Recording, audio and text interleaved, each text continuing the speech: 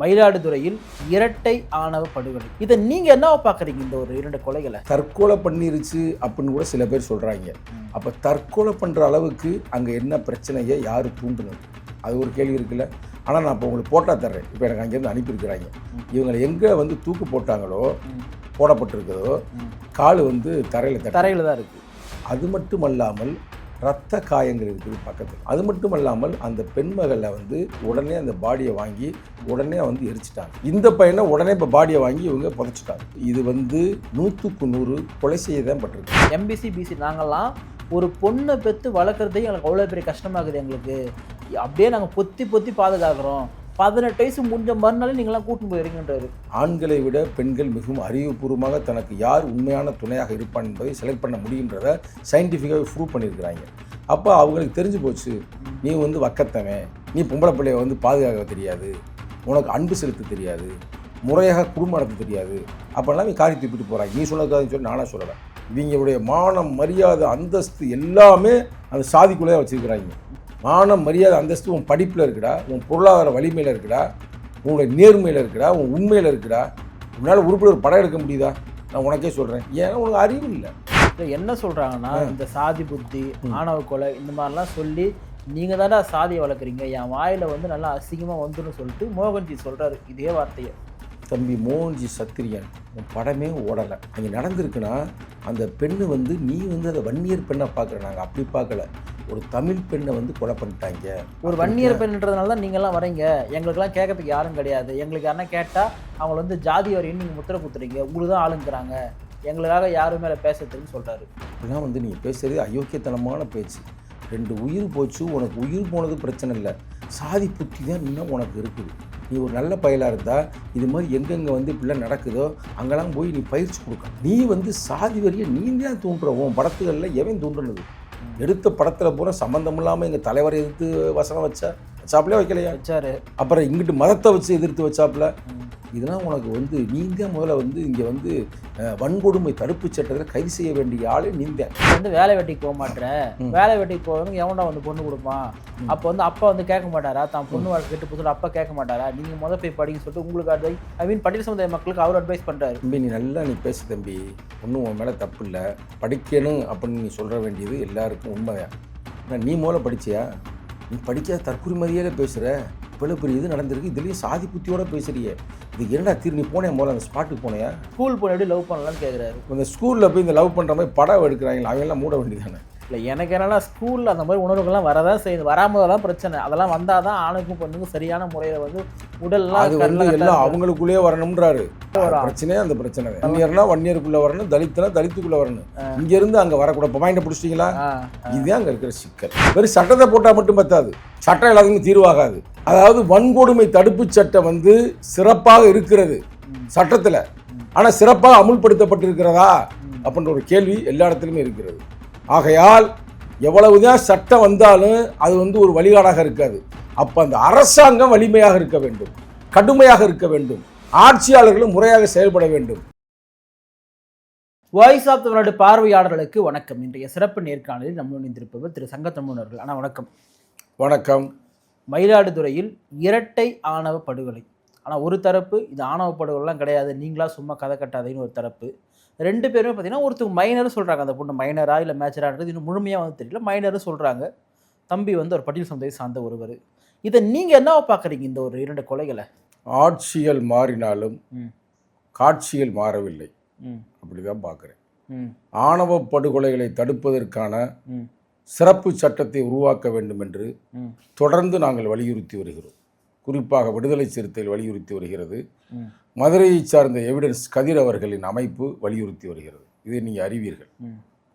அது மட்டுமல்லாமல் 2021 அன்றைய முதல்வரை சந்தித்து நாங்கள் வலியுறுத்தினோம். ஆனால் அவர் இதெல்லாம் தேவையில்லை, இருக்கிற சட்டமே போதும். ஆனால் அதே முதல்வர் எதிர்க்கட்சி தலைவராக இருக்கும் பொழுது, நான் ஆட்சிக்கு வந்தால் ஆணவ படுகொலை தடுப்பதற்கான சிறப்பு சட்டத்தை உருவாக்க வேண்டார். கடைசி வரைக்குமே உருவாக்கலை. கடைசியாக ஆட்சி முடிகிற காலத்தில் நீதி அரசர் பாஷா அவருடைய தலைமையில் ஒரு குழுவை மட்டும் அமைத்து வைத்து விட்டு அவர் சென்று விட்டார். அப்போ தொடர்ந்து நாங்கள் இதற்காக போராடி கொண்டிருக்கிறோம். அதுலேயும் குறிப்பாக உச்ச நீதிமன்றமே ஒரு தீர்ப்பே வழங்கியிருக்குது. தீர்ப்புனா அது ஒரு வழிகாட்டல் வழங்கியிருக்குது. என்னன்னா அந்தந்த மாநில அரசாங்கங்கள் ஆணவ படுகொலை தடுப்பதற்கான சிறப்பு சட்டத்தை உருவாக்கி கொள்ளுங்க. அப்படி இல்லாட்டினா இருவர் காதலிக்கிறார்கள் என்றால் அவர்கள் வந்து அவங்களுக்கு கவுன்சிலிங் கொடுங்க. வயது குறைவாக இருந்தால் கவுன்சிலிங் கொடுத்து அது என்னன்றதை பாருங்க. அதையும் மீறி அவங்க திருமணம் நாங்கள் செய்து கொள்வோம்ன்ற உறுதியாக இருந்தால் அவர்களுக்கு போலீஸ் பாதுகாப்பு போட்டு விடுங்க. அதில் யாராவது படித்திருந்தால் அவங்களுக்கு வந்து வேலை கொடுங்க அப்படின்னு உச்ச நீதிமன்றமே 2018 வந்து பரிந்துரை வழங்கியிருக்கிறது. சரிங்களா? இதை யாருமே அமுல்படுத்தவே இல்லை. இப்போ வந்திருக்க ஆட்சியாளர்கள் கூட நாங்கள் தலித்து மக்களுக்காக நாங்கள் போராடுவோம் அப்படின்னு சொல்லி 8 அமைச்சரை கொடுத்துருக்குறாங்க. 8 அமைச்சரை கொடுத்தது சிறப்பு தான். ஆனால் அதை விட இருக்கிற பிரச்சனையை தீர்க்கணும்ல. இப்போ இந்த ஆணவ படுகொலையில் பாதிக்கப்படுவது யார் என்றால் இளைஞர்கள், குறிப்பாக பெண்கள், குறிப்பாக தலித்துகள். இந்த ஆட்சி வந்தது காரணமே பெண்கள், தலித்துகள், கிறிஸ்தவ இஸ்லாமியர்கள். எஸ், இப்போ ஏற்றுக்கொள்கிறீர்களா?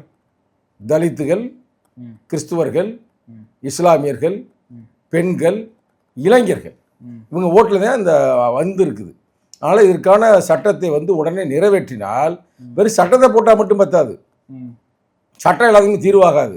அதாவது வன்கொடுமை தடுப்பு சட்டம் வந்து சிறப்பாக இருக்கிறது சட்டத்தில், ஆனால் சிறப்பாக அமுல்படுத்தப்பட்டிருக்கிறதா அப்படின்ற ஒரு கேள்வி எல்லா இடத்துலையுமே இருக்கிறது. ஆகையால் எவ்வளவுதான் சட்டம் வந்தாலும் அது வந்து ஒரு வழிகாடாக இருக்காது.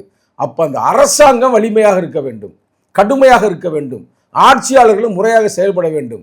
அதே நேரத்தில் இப்போ இந்த ஆணவ படுகொலை நடந்த பிறகு அந்த ஸ்பாட்டுக்கு போன கட்சி விடுதலை சிறுத்தைகள், அப்புறம் கம்யூனிஸ்ட், 2 கம்யூனிஸ்ட், அப்புறம் எவிடன்ஸ் கட்சியுடைய அமைப்பு. இதை தவிர டிவிக்கு போயிருக்கா? இல்லையே. இல்ல திமுக போயிருக்கா? எதிர்கட்சி இல்லையே. காங்கிரஸ் போயிருக்கா? இல்லையே. பிஜேபி போகாது. நாம் தமிழரும் போல. அப்ப இது என்ன கொடுமை? நீங்க இது எல்லாத்தையும் மறந்துடுங்க பிரதர். நான் அப்படி சொல்றேன். 2 உயிர் போயிருச்சு. ஆமா, ரைட்டா? தற்கொலை பண்ணிருச்சு அப்படின்னு கூட சில பேர் சொல்றாங்க. அப்ப தற்கொலை பண்ற அளவுக்கு அங்க என்ன பிரச்சனையை யாரு தூண்டுனது? அது ஒரு கேள்வி இருக்குல்ல. ஆனால் நான் இப்போ உங்களுக்கு போட்டா தர்றேன். இப்போ எனக்கு அங்கேருந்து அனுப்பியிருக்கிறாங்க. இவங்களை எங்கே வந்து தூக்கு போட்டாங்களோ, போடப்பட்டிருக்குதோ, கால் வந்து தரையில் தான் இருக்குது. அது மட்டும் அல்லாமல் ரத்த காயங்கள் இருக்குது பக்கத்தில். நான் போட்டா தர்றேன் உங்களுக்கு. ஆனால் நீ போட முடியாது, போட்டீங்கன்னா உங்களை இது பண்ணி ஸ்ட்ரைக் அடிச்சிருவாங்க. இருந்தாலும் உண்மையான அந்த காயங்கள் உள்ள அந்த போட்டாங்களுக்கு அனுப்பியிருக்கிறாங்க. எங்கள் கட்சியை சார்ந்தவர்கள் அங்கே போய் ஸ்பாட்டில் இருந்து எடுத்து அனுப்பியிருக்கிறாங்க, பத்திரிக்கையாளர் அனுப்பியிருக்கிறாங்க. அது மட்டும் இல்லாமல் அந்த பெண்மகளை வந்து உடனே அந்த பாடியை வாங்கி உடனே வந்து எரிச்சிட்டாங்க. இந்த பையனை உடனே இப்போ பாடியை வாங்கி இவங்க புதைச்சிட்டாங்க. அதை கூட எரிக்கிறது தான் போனாங்களாம். இல்லை புதைச்சி வச்சிங்கன்னாதே நாளைக்கு போஸ்ட்மார்ட்டம் ரிப்போர்ட் வந்த பிறகு இப்போ வந்து பிரிலிமினரி தான் வந்திருக்குது. ஆனால் இன்னமும் பெர்மனெண்ட் வர்றதுக்கு நாள் ஆகும். ரைட்டா? அதையும் வைத்து பார்க்கப்படும் பொழுது இது வந்து 100க்கு 100 கொலை செய்ய தான் பட்டிருக்கிறார்கள். 2 பேருமேவா?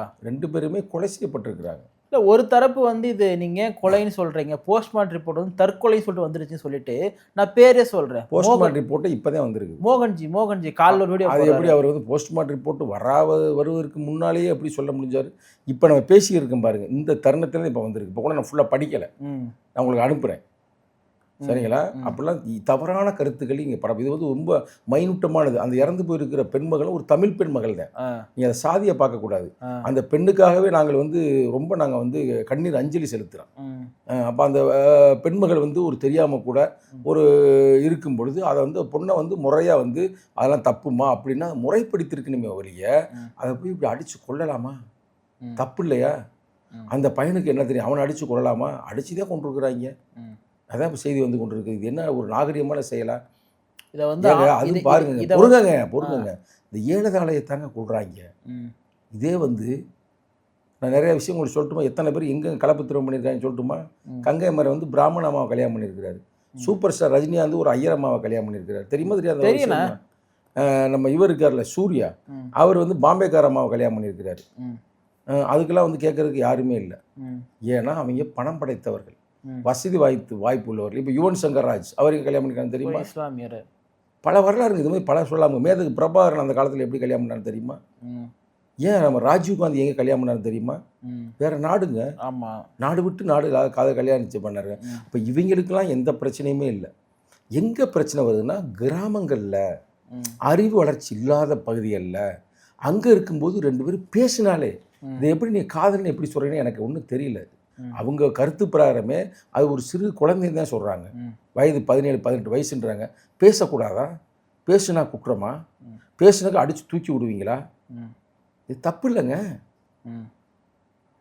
அதுக்காக தான் இந்த சிறப்பு சட்டத்தை சிறப்பு சட்டத்தை உருவாக்கணும்னு கடந்த 25-26 எவிடன்ஸ் கதிருடைய தலைமையில் நான் அங்கே சென்றிருந்தேன். சென்று வந்து அந்த நீதி அரசர்கிட்டே கொடுத்தோம். அதில் 25 பேர் அவரை கூட்டியாந்தார். அதில் ஒரு கேஸை மட்டும் சொல்கிறேன் பாருங்க. மதுரை மாவட்டம் மேலூர் பக்கத்தில் அவங்க கள்ளர் சமூகத்தை சார்ந்தவர்கள். அதில் வந்து பொருளாதார ரீதியாக உயர்வு தாழ்வு, அதனால் அடித்து கொண்டு விட்டாங்க. மாப்பிள்ளையை கொண்டு விட்டாங்க. கள்ளர் சமூகத்திலேயே வந்து அவங்க மனைவி தாங்க அன்றைக்கி வந்து புகார் பண்ணது. பாதிக்கப்பட்ட அவங்க அம்மா புகார் பண்ணதுங்க. இப்போ இதெல்லாம் வந்து வரும்பொழுது தான் அது வந்து யார் என்னன்னு நம்ம கண்டுபிடிக்க முடியும். இப்போ பாதிக்கப்பட்டவர்கள் வந்து ஒரு தலித்துனா ஆட்டோமேட்டிக்காக அது வந்து SC/ST ஆக்ட் வந்துடும். ஆமாம். ஆனால் இன்னும் சில இடங்களில் என்ன பண்ணுதுன்னா 2 பேர் காதலிச்சதில் ஒரு தலித்து நான் தலித்து இருந்து நீ என்ன பண்ணுற நான் தலித்தை கொண்டு போகிறான்னு வச்சுங்களேன் அவங்களே. அப்போ அதுக்கு வந்து எந்த சட்டமும் வராது. கொலை அப்படின்னு வரல. வீட்டிலே வந்து விஷத்தை வச்சு கொண்டு விட்டாங்க நான் தாய் தகப்பேன், அதுவும் வராது. அப்போ இதெல்லாம் வந்து ரொம்ப முக்கியமான சட்டம், மானுடத்திற்கு தேவையான சட்டம், பெண்களை பாதுகாக்க வேண்டிய சட்டம். திண்டுக்கல்ல கூட நீ நல்லா பார்த்தீங்கன்னா ஒரு பொண்ணு வந்து அது நானி தலித்து தான். அதில் வந்து தலித்து காதலனை கொண்டு போடுறாங்க. நான் தலித்து பொண்ணை வந்து உன்னால தான் என் மயன் செத்து போயிட்டேன் அப்படின்னு அவங்க ஏற்றுக்கிறல. இவங்க வந்து ஓடுகாலி வீட்டை விட்டு ஓடி போயிட்டேன் அப்படின்னு இவங்களும் ஏற்றுக்கிறல. நடு ரோட்டில் விட்டுட்டு போயிட்டாங்க திண்டுக்கல்ல. இப்போ கொஞ்ச நாளைக்கு நடந்துச்சுங்க. அதுக்கு யாருங்க பொறுப்பு? ரொம்ப வந்து கவலையாக இருக்கிறது. இப்போ இவரே விஜயை வந்து திரைப்படங்களில் பல காதலை சேர்த்து வைப்பார். பார்த்துக்கலாம் ஒரு படங்கள்லாம் ஜாஜகான்ற ஒரு படத்தை சேர்த்து வைப்பார். நிறையா படங்களை சேர்த்து வைப்பார். காதலுக்காக உயிரை கொடுப்பார். ஆனால் நிகழ்காலத்தில் மக்கள் மத்தியில் இப்படி வரும்பொழுது இவர் வந்ததுமே நேரம் எல்லா சட்டத்தையும் கூட சிறப்பாக நேரம் போட்டிருக்கணும்ல. இப்போ நம்ம பேசிக்கொண்டிருக்கிற இந்த தருணத்தில் எங்கள் தலைவர் எழுச்சி தமிழ் அவர்கள் நேரடியாக முதல்வரை சந்தித்து இதெல்லாம் தடுக்கணும் அப்படின்னு கேட்குறாரு. எங்கள் கட்சியை சார்ந்த எழுத்தாளர் பூவிலின் அவர்கள் நேற்று ஸ்பாட்டில் போய் பேசினார், இன்றைக்கும் பேசினார். இப்போ எங்கள் பொதுச்செயலாளர்களும் அங்கே சென்றிருக்கிறார் என்று செய்தி கிடைத்திருக்கிறது. எவிடன்ஸ் இப்போ அங்கேயே தான் இருக்கிறார். அப்போ இவ்வளவுக்கு மக்கள்கள் போராடினாலும் ஏன் ஆளுங்கட்சி எதிர்கட்சி வருவதில்லை? இது ரொம்ப நீ வந்து சிந்திச்சு பார்க்கணும். இந்த இடத்த ஏன் சிந்திச்சு பார்க்கணும்னா இவங்க எல்லாருக்குமே சாதி புத்தி இருக்குது. அதனால நமக்கு என்ன, எவன் செத்தா நமக்கு என்ன அப்படின்னு போகிறேன். அப்படி நீ போகவே கூடாது. ஒரு உயிர் போச்சு, 2 ஜீவன்கள் போயிருச்சு, ஏன் அப்படி பார்க்க மாட்டுறாங்க? அவ்வளவுக்காட உங்களுக்கு சாதி புத்தி இருக்குது. சொந்த மகளையே வந்து அடித்து கொலை பண்ணுவீங்களா? இல்லை என்ன சொல்கிறாங்கன்னா இந்த சாதி புத்தி ஆணவ கொலை இந்த மாதிரிலாம் சொல்லி நீங்கள் தானே சாதியை வளர்க்குறீங்க, என் வாயில் வந்து நல்லா அசிங்கமாக வந்துடும் சொல்லிட்டு மோகன்ஜி சொல்கிறாரு இதே வார்த்தையை. தம்பி மோகன்ஜி சத்திரியன், உன் படமே ஓடலை. படம் ஓடாதுக்கு என்னை குற்றம் சுமத்தின, என்னையும் தமிழா பாண்டியன் குற்றம் சுமத்தின. அதை விடு. இது வந்து ஒரு முக்கியமான ஒரு நிகழ்வு, சாதாரண விஷயம் இல்லை. அங்கே நடந்திருக்குன்னா அந்த பெண்ணு வந்து நீ வந்து அதை வன்னியர் பெண்ணை பார்க்குற, நாங்கள் அப்படி பார்க்கல. ஒரு தமிழ் பெண்ணை வந்து கொலை பண்ணிட்டாங்க. ஒரு வன்னியர் பெண்ன்றதுனால தான் நீங்கள்லாம் வரீங்க, எங்களுக்கெல்லாம் கேட்கறதுக்கு யாரும் கிடையாது, எங்களுக்கு யாருன்னா கேட்டால் அவங்கள வந்து ஜாதி வரையும் நீங்கள் முத்திரை குத்துறீங்க, உங்களுக்கு தான் ஆளுங்கிறாங்க, எங்களுக்காக யாரும் மேலே பேசுறதுக்குன்னு சொல்கிறாரு. அப்படிலாம் வந்து நீங்கள் பேசுகிறது அயோக்கியத்தனமான பேச்சு. 2 உயிர் போச்சு, உனக்கு உயிர் போனது பிரச்சனை இல்லை, சாதி புத்தி தான் இன்னும் உனக்கு இருக்குது. நீ ஒரு நல்ல பயலாக இருந்தால் இது மாதிரி எங்கெங்கே வந்து இப்படிலாம் நடக்குதோ அங்கெல்லாம் போய் நீ பயிற்சி கொடுக்கணும். நீ இங்கே கூட கொடுக்க வேணாம், நாங்கள் பார்த்துக்கிறோம். நீ நேராக போய் வன்னிய தோழர் எங்கெங்கே இருக்காங்களோ அங்கே போயிட்டு தம்பிகளா நல்லா படிங்கப்பா, நல்லா முன்னேறி வாங்கப்பா அப்படின்னு நீ அவங்களுக்கு வந்து நீ அட்வைஸ் பண்ணலாம். காதலிக்காதீங்கப்பா, இந்த வயசு வரைக்கும் காதலிக்காதீங்க, அதுக்கடுத்து காதலிங்க அப்படின்னு பயிற்சி நடத்து. அதை விட்டுவிட்டு நீ வந்து சாதி வரியை நீ தான் தூண்டுறவும். படத்துகளில் எவன் தூண்டுனது? எடுத்த படத்தில் பூரா சம்மந்தம் இல்லாமல் எங்கள் தலைவரை எதிர்த்து வசனம் வச்சாப்புல வைக்கலையா? வச்சாரு. அப்புறம் இங்கிட்டு மதத்தை வச்சு எதிர்த்து வச்சாப்புல. இதெல்லாம் உனக்கு வந்து நீந்தான் முதல்ல வந்து இங்கே வந்து வன்கொடுமை தடுப்பு சட்டத்தில் கைது செய்ய வேண்டிய ஆளே நீந்தேன். உண்மையிலேயே தமிழக முதல்வர் விஜய் அவர்களே இது மாதிரி ஆட்கள்லாம் மூலம் கைது பண்ணுங்க. எனக்கெல்லாம் தூக்கமே வரல பிரதர். இப்போ என்னை வந்து கட்சியில் இடைநீக்கம் செய்யப்பட்டனா நாங்கள் போக முடியலை. வேங்கவேலு பிரச்சனை நம்ம தான் முதல் அங்கே போனதே, கடைசி வரைக்கும் இப்போ அதுக்காக நிற்கிறோம். ஆனால் இப்போ இந்த மேட்டுக்கு நம்ம போகக்கூட முடியாத ஒரு சூழ்நிலை இருந்தாலும் கூட எங்களுடைய பூவிலியன் அவர் அந்த ஊருக்கார் எழுத்தாளர், அவர் நான் சொன்னேன் தலைவா நீ அங்கே போகணும் தலைவா, பாரு தலைவான்னு பார்த்து அங்கே போய் கலெக்டர்லாம் பார்த்து பேசி கொண்டு இருக்கிறார். அதே நேரத்தில் வந்து எவிடன்ஸ் கதிர் அங்கேயே இருக்கிறார். மதுரை அவர் அங்கே போயிருக்கிறார். ஏன் போயிருக்கிறாரு? பாதிக்கப்பட்ட மக்கள் யாராக இருந்தாலும் நாங்கள் அவர்களுக்காக குரல் கொடுப்போம். நீ இப்போ அந்த பொண்ணுக்கு குரல் கொடுக்கல, நீ என்ன பண்ண, நேராக கொண்டு போய் எரிச்சு வச்சுட்ட, முடிச்சுட்ட, அந்த ஆத்மாவை காலி பண்ணிட்டீங்க. அவ்வளோ இப்போ உங்களுக்கு சாதியெல்லாம் உங்களுக்கு போயிடுச்சு நீங்கள் நினைக்கிறீங்க. ஆனால் தப்பு. இந்த புத்தி வந்து இன்னும் 1000 பேர் அங்கே உருவாக்கும். அந்த புத்திக்கு நீங்கள் போகவே கூடாது. நீங்கள் போய் என்ன சொல்லணும்னா, நல்லா படிக்கிற காலத்தில் படிங்க, நேர்மையாக இருங்க, உங்களுக்கு யாரை பிடிக்குதோ படித்து கிடிச்சு முடிச்சுட்டு நீங்கள் கல்யாணம் பண்ணிக்கிறீங்க அப்படின்ற நீங்கள் ஒரு நம்பிக்கை கொடுத்தீங்கன்னா, அவன் போய் தற்கொலை பண்ணுறேன் அவனையே நீ அடித்து கொள்றீங்க. உங்களுக்கு மேட்டர் புரியா புரியலையா? என்ன சொல்கிறாரு, நான் நீ வந்து வேலை வெட்டிக்கு போக மாட்டேற, வேலை வெட்டிக்கு போகிறதுக்கு எவன்டா வந்து பொண்ணு கொடுப்பான், அப்போ வந்து அப்பா வந்து கேட்க மாட்டாரா, தான் பொண்ணு வாழ்க்கை கெட்டு போய் அப்பா கேட்க மாட்டாரா, நீங்கள் முதல் போய் படிக்க சொல்லிட்டு உங்களுக்கு பட்டியல் சமுதாய மக்களுக்கு அவர் அட்வைஸ் பண்ணுறாரு. தம்பி நீ நல்லா பேசு தம்பி, ஒன்றும் உன் மேலே தப்பு இல்லை, படிக்கணும் அப்படின்னு நீ சொல்கிற வேண்டியது எல்லாருக்கும் உண்மைதான். ஆனால் நீ முதல்ல படிச்சியா? நீ படிக்காத தற்குறிமதியாக பேசுகிற. இவ்வளோ பெரிய இது நடந்திருக்கு, இதுலேயும் சாதி புத்தியோடு பேசுறியே, இதுக்கு என்னடா தீர்வு? நீ போனேன் முதல்ல அந்த ஸ்பாட்டுக்கு போனையா?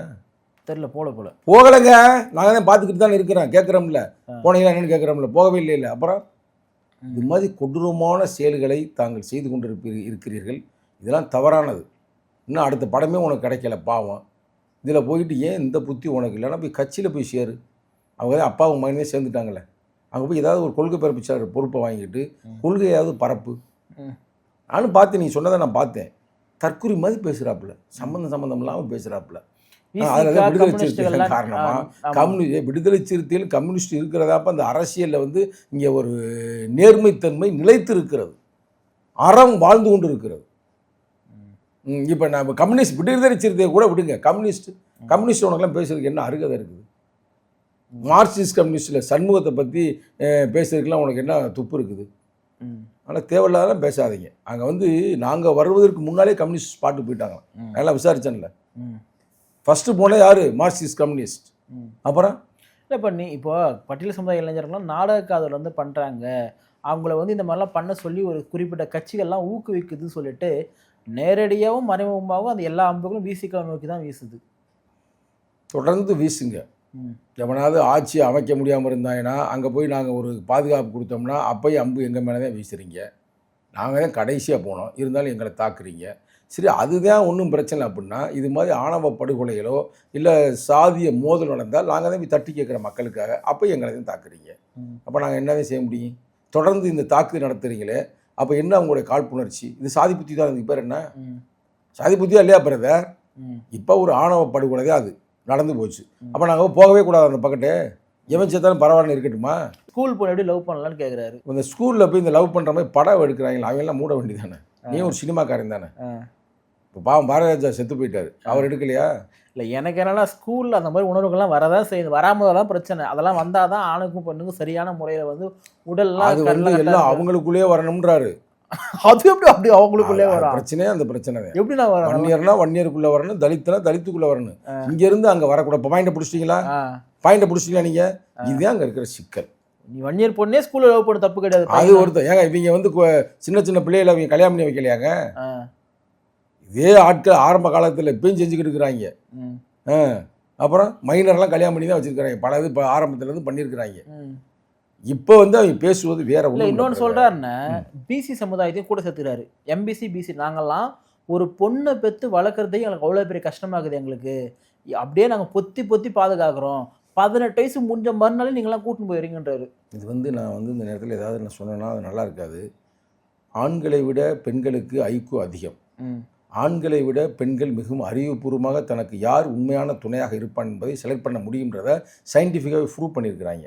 அப்போ அவங்களுக்கு தெரிஞ்சு போச்சு, நீ வந்து வக்கத்தவன், எப்படி நீ பொம்பளை பிள்ளைய வந்து பாதுகாக்க தெரியாது, உனக்கு அன்பு செலுத்த தெரியாது, முறையாக குடும்பம் நடத்த தெரியாது, அப்போல்லாம் நீ காரி தூப்பிட்டு போகிறாங்க. நீ சொன்னதுக்காக சொல்லி நானாக சொல்லலை, அப்படிலாம் இல்லை. யார் அப்படிலாம் வந்து யாரும் வந்து கல்யாணம் பண்ணிட்டுலாம் போகலை. ஆனால் நீ சொல்கிற பாரு ஸ்டேட்மெண்ட், அதுக்காகத்தான் நான் சொல்கிறேன். அப்போல்லாம் எந்த பெண்களும் அவங்க வீட்டு பெண்கள் நான் சொல்கிறேன், அவசியமாக தான் பேசியிருக்கிறேன், அது தவறு இல்லை. அங்கே இருக்கும் பொழுது பார்ப்பாங்க, பள்ளிக்கூடமோ கல்லூரியோ ஏதோ ஒரு இதில் வந்து அவங்களுக்கு பிடிச்சிருக்கும். பிடிச்சது வந்து நீ காதல் நினைக்க வேண்டாம், ஒரு நட்பாக கூட இருக்கலாம்.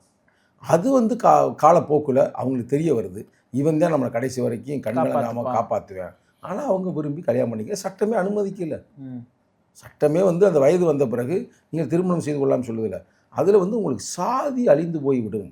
இப்போ சாதியை வந்து பெண்களுடைய பேரை சொல்லி அவங்க வந்து பாதுகாக்கிறார்கள். அதான் இங்கே இருக்கிற உண்மை. சாதியை அவங்க எப்படி பாதுகாக்கிறாங்க? பெண்களின் பேரை சொல்லி பாதுகாக்கிறார்கள். அதான் இங்கே இருக்கிற பெரிய பிரச்சனை. இது வந்து மைண்டில் இருக்குது எல்லாருக்குமே. அதை வந்து இவங்க தொடர்ந்து இந்த அரசாங்கம் பயிற்சி வகுப்புகள்லாம் எடுத்து பயிற்சி அரங்கம்லாம் நடத்தி இன்னும் இதற்கான சில எப்படிலாம் இந்த சால்வ் பண்ணணும் அப்படின்னு சிந்திக்கணும். ஏன்னா இப்போ ஆட்சி வந்து இப்போ 50 நாள் ஆகுது. அதுக்குள்ளே ஒரு 4-5 வந்துருச்சு. 1 மாதம் இல்லை 2 மாதத்துக்குள்ளே 8 ஆணவ படுகொலைகள். அப்போ அதுக்கு நீ என்ன சொல்கிறீங்க பிரதர்? 8 அவங்க இதில் ஒரு 4 இவங்க இதில் ஒரு 4 சமமாக பண்ணியிருக்கிறாங்க. இப்போ உங்கள் ஆட்சி வந்து 50 நாள், அங்கிட்டு ஒரு 50 நாள், இந்த ஒரு 2-3 மாதம் சொல்கிறாங்க கணக்கு. அதுக்குள்ளே 8 ஆணவ படுகொலைகள். கற்பனை பண்ணி பாருங்க, கொடுமையாக இருக்கா இல்லையா? சரி, இதை விடுங்க. இதையாவது அடித்து தூக்கி விட்டுருக்குறாங்க. ஒரு ஆணவ படுகொலைலாம் வந்து கேள்விப்பட்டேன், அடித்து தண்ணிக்குள்ளே இறக்கிட்டாங்க கம்மாக்குள்ளே. அப்புறம் ஒரு 2-3 மாதம் கழிச்சு தான் அது வெளியே வந்துச்சான் பாடி. 2-3 வாரத்துக்கு பிறகு. இது மாதிரி பல கொடுமைகள் நடந்து கொண்டு இருக்கிறது. இது மானுடத்திற்கு எதிரானது, மானுடத்தின் அன்புக்கு எதிரானது. அப்போ இவங்கெல்லாம் வந்து இப்படி பேசுறதுக்கே அருகதை இல்லை. இவங்க வந்து ஒன்று சொல்லலாம் நேர்மையாக. அவங்களுக்கு சொல்கிறது, அந்த வயதுக்கு வராமல் இருக்கிற அந்த பெண்கள் எல்லாம் அவங்க வந்து குடும்பத்தில் அவங்க முறையாக அவங்களுக்கு வந்து நெறிப்படுத்தி வாழ வச்சோம்னா அந்த பிரச்சனையை அவாய்ட் பண்ணலாம். ஒன்றும் தப்பு இல்லை. இவங்க பிள்ளைகள்கிட்டே பேசுகிறது இல்லை. பிள்ளைகள்கிட்டயே இவங்க வந்து கரடு முரடாக இருந்தால் பயந்துராதுகளா? எப்படிங்கப்பா? அவன் சொன்ன கருத்து பிரகாரம் சொல்கிறேங்க. நிறையா பேருக வந்து தலித்து அல்லாத பெண்கள் தலித்து பையங்களை விரும்புகிறாங்க அப்படின்ற மாதிரி அவங்க தான் சொல்கிறாங்க. அது உண்மையாக பொய்யான்னு எனக்கு தெரியாது. ஏன் விரும்புவாங்க? நம்ம கற்பனை பண்ணி பார்ப்போம். அப்போ அவங்கள்ட்ட இல்லாத அன்பு, அவங்க வீட்டில் இல்லாத உண்மை, வீட்டில் இல்லாத நேர்மை, எங்கேயோ வர்ற ஒரு எக்ஸு கொடுக்குறேன் அப்படின்ற மாதிரி அந்த பொண்ணுங்க விரும்புவாங்க. இந்த பெண்களுக்கு அறிவு அதிகமாக இருக்குன்னு சொல்கிறாங்களே, சொல்கிறாங்களே சொல்லலையா? ஐக்குள்ள ஏன் வந்து கல்யாணம் பண்ணும்போது மாப்பிள்ளைக்கு 2 வயசு கூட வச்சு பெண்ணுக்கு 2 வயசு குறைச்சி போய் கல்யாணம் பண்ணி எப்போ கேள்விப்பட்டிருக்கீங்களா? என்ன காரணம் தெரியுமா உங்களுக்கு? சொல்லுங்கள். நம்மளை விட அவங்க அதிகமாக சிந்திப்பாங்க. இன்டெலிஜென்ஸ் குவான்டிட்டி அவங்களுக்கு அதிகமாக இருக்கும். அப்போ உங்களால் வந்து அவங்கள்ட்ட வந்து இணையாக நீங்கள் வாழ்க்கை நடத்த முடியாது. டாமினன்ஸ் ஆயிரும். அதனால் ஒரு 2 வயசு 3 வயசு சிறு குழந்தைய தன்னை விட குறைவாக இருந்தால் அவங்கள்ட்ட வந்து குடும்பம் இயல்பாக நடத்தலாம். அப்படின்றதுனால தான் தமிழ்நாட்டில் இந்தியாவில் தான் இருக்குது. அது வெளிநாட்டில் ஈக்குவலில் தான் கல்யாணம் பண்ணுவாங்க. சில பேர் தன்னை விட வயதுக்கு அதிகமாக கல்யாணம் பண்ணுவாங்க. இப்போ விஜய் கல்யாணம் பண்ணலையா? விஜய்க்கு வந்து அவங்க மனைவிக்கு 2 வயசு கூட, டெண்டுல்கருக்கு 3-4 வயசு கூட. ரைட்டா? அது ஒன்றும் தவறு இல்லை. ஆனாலும் கூட நம்ம தமிழர்கள் பண்பாட்டில் என்ன பண்ணுறாங்கன்னா குறைந்தது 3-4-5 வயசு குறைவு. அப்புறம் அதனால் வந்து இது வந்து ரொம்ப காட்டுமிராண்டித்தனம்ங்க. ஆணவ படுகொலை என்பது இந்தியாவிலேயே வந்து தமிழ்நாட்டில் தான் அதிகமாக நடந்து கொண்டிருக்கிறது என்ற ஒரு குற்றச்சாட்டு வேறு வந்து கொண்டிருக்கிறது. அதுக்காக நீதிபதியை ஏன் வச்சாங்க? நீதிபதி பாஷாவுடைய தலைமையில் இப்போ வந்து ஒரு IAS அதிகாரி, ஒரு IPS அதிகாரி ஏன் போட்டிருக்கிறாங்க? ஏங்க போட்டிருக்கிறாங்க? தான் இதுதான் அவருடைய இது 25 ஆணவ படுகொலைக்கான நடந்திருக்கிற ரெக்கார்ட் எத்தனை பக்கம்? 800 பக்கம் கொடுக்கப்பட்டிருக்கிறது. உங்களுக்கு தர்றேன், எடுத்து போட்டால் எடுத்து போடுங்க. ஆனால் வந்து அது என்னன்னா, இது வந்து எங்கெல்லாம் அறிவு ரொம்ப குறைவாக இருக்குதோ அவங்களுக்கு பூரா வந்து இந்த ஆணவ படுகொலை அதிகம் நடக்குதான்.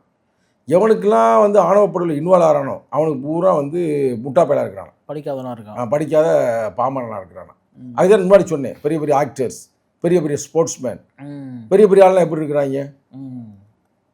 ஏன் இவங்களுக்கு மட்டும் இந்த பிரச்சனை? இவங்களுடைய மானம், மரியாதை, அந்தஸ்து எல்லாமே அந்த சாதிக்குள்ளே வச்சுருக்கிறாங்க. மானம், மரியாதை, அந்தஸ்து உன் படிப்பில் இருக்குடா, உன் பொருளாதார வலிமையில் இருக்குடா, உன்னுடைய நேர்மையில் இருக்குடா, உன் உண்மையில் இருக்குடா. உன்னால் உருப்படி ஒரு படம் எடுக்க முடியுதா? நான் உனக்கே சொல்கிறேன். ஏன்னா உனக்கு அறிவு இல்லை, உன்னால் படம் எடுக்க முடியலை. இதுதான் யதார்த்தம். நீ மக்களை நேசி. இன்னையிலேருந்து இந்த பேட்டி கேட்ட பிறகு உன் அறிவை வந்து ஒருமுகப்படுத்தி எல்லாரையும் அன்பு செலுத்து. அன்புன்னா இவனே காதல்மாங்க. காதல்னா உடனே வந்து என்ன காதல்? நாடக காதல்மாங்க, பைத்தியக்கார பயிலுக்கு. அதனால் நீங்கள் அன்பை செலுத்து. உனக்கே நிறைய கிரியேட்டிவ் வரும். ஆரம்ப காலத்தில் ஸ்டாலினே சொன்னாப்லையா, ஸ்டாலின் ஏதோ அவர் காலகட்டத்தில் படம் எடுத்துக்கிறாங்க. உலக அளவில் அந்த படம் பெரிய வெற்றி பெற்றிருக்கிறது. சிப்பை பற்றி பெரிய வெற்றியா. அந்த படம் எப்படி வெற்றி பெற்றுச்சு அப்படின்னு கேட்குறாங்க. அப்போ அவர் சொல்கிறாரு, நான் சவால் விடுறேன், இந்த மாதிரி படத்தை உங்களால் எடுக்கவே முடியாது. நாங்கள் தான் மக்களுடைய பிரச்சனை, துன்பம், துயரத்தோடு வாழ்கிறோம். அதை எங்களால் படம் எடுத்து காட்ட முடியும். நீங்கள் வந்து அதை வெறும் சும்மா வந்து நீ கதையாக வந்து எழுதி கொண்டு வர முடியாது. நாங்கள் அந்த உணர்வோடு மக்கள் வாழ்க்கையோடு பயணிக்கிறோம். அதனால தான் எங்களால் இயக்க முடியும், உருவாக்க முடியும் அப்படின்றாரு. யார்? அவரே. திரைப்படத்தின் மூலமாக புரட்சியை உருவாக்க முடியும்ன்றாரு. யார்? இந்த ஸ்டாலின்ல அந்த ஸ்டாலின். அப்போ நீ ஒரு திரைப்படத்தில் இருந்துக்கிட்டு உன்னால் ஒரு படமும் முதல் படத்தை தவிர அடுத்து எந்த படமே உன்னால் ஓட்ட முடியலையே. அப்போ என்ன அர்த்தம்? முதல் படம் ரொம்ப நல்லா எடுத்துருப்பாப்புல. பார்த்துருக்கீங்களா ஃபர்ஸ்ட் படம்? எதுனா வண்ணாரப்பேட்டை. ஆமாம், பாட்டு மட்டும் தான் கேட்டிருக்கேன். இல்லை, படமே நல்லா இருக்கும். அப்போ இருந்து அறிவிப்பு இல்லாமல் போயிடுச்சு தம்பி உனக்கு. அப்போ வந்து ரொம்ப சிறப்பாக பண்ணியிருப்பாங்க. அந்த படம் நல்லா வெற்றி படம் தான். அதுக்கடுத்து ஒரு படமும் ஓடலை. ஒரு எல்லாம் சாதியை பற்றி இருக்கிறது, மதத்தை பற்றி இருக்கிறது, எதையாவது இப்படி வம்பு தும்பு எழுது அழுகிறது பாவம். படம் ஓடலையேன்னு அப்புறம் எங்கிட்டு ஓடும்? அதெல்லாம் விட்டுப்பிட்டு தம்பி, நல்ல மக்களை நேசி, மக்களிடம் அன்பு செலுத்து. உனக்கு கிரியேட்டிவ் ஆட்டோமேட்டிக்காக வரும், கற்பனை திறன் வந்தால் பிறகு நல்ல படங்களை எடுப்பாய், நல்ல மக்களை அரசியல்படுத்துவாய். வன்னியர் மக்களுக்கு நீ அரசியல்படுத்து. பெண்களே, நீங்கள் நன்றாக படியுங்கள், நன்றாக முன்னேறுங்கள். அதை விட வந்து பெண்கள்கிட்ட சொல்கிறத விட அந்த வீட்டில் இருக்கிற ஆம்பளைகிட்ட சொல்லு, நீங்கள் காலி பையமே தெரியாதீங்க, நீங்களும் படித்து முன்னேறுங்க அப்படின்னு வகுப்பு எடுக்கலாம். நிகழ்ச்சியில் பங்கேற்று பல்வேறு கருத்தில் பகிர்ந்தமைக்காக நன்றி. நன்றி, வணக்கம்.